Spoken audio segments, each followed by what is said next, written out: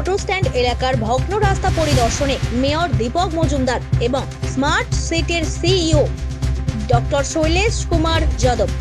WMM water macadam যেটা বলা যায় WMM পর্যন্ত করা হয়েছে। এর উপরে কতগুলো ভারী ডাম্পার গাড়ি সমস্ত এখন চলাচল করতে পারে। যেটা ব্ল্যাক টপ হইব এটা আমরা লক্ষ্মী পূজার পরে করবো। ও সাইডের রাস্তা যেটা আছে এটা রিপেয়ার করা হইব।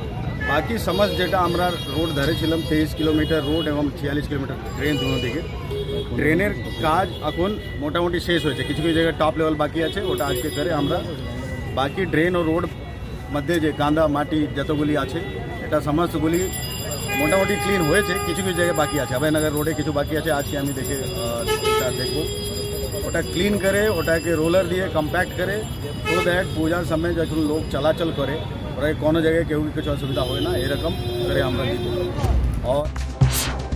আগরতলা পুরনো মোটর স্ট্যান্ড এলাকার রাস্তাটি দীর্ঘদিন ধরে ভঙ্গুর অবস্থায় পরিণত হয়ে রয়েছে। এই রাস্তা সংস্কারের নামে বেশ কিছুদিন যাবৎ এক পাশের রাস্তা বন্ধ করে দেওয়া হয়েছিল।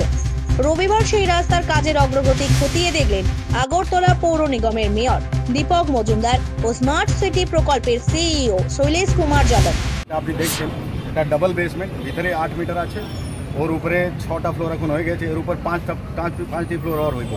আর তারপরে ওরা যেটা টার্গেট দিয়েছে আগামী বছর এপ্রিলে এটাকে ওপেন করে ওর আগে এই রোডটাও হয়ে যাবে, ওর বাউন্ডারি ওয়াল হয়ে যাবে। যতগুলি এখানে দোকানদার ভেন্ডার আছে, মাননীয় মেয়র যেরকম বলেছেন এখানে জায়গা নির্দিষ্ট করা হয়েছে, 2টা জায়গা আছে।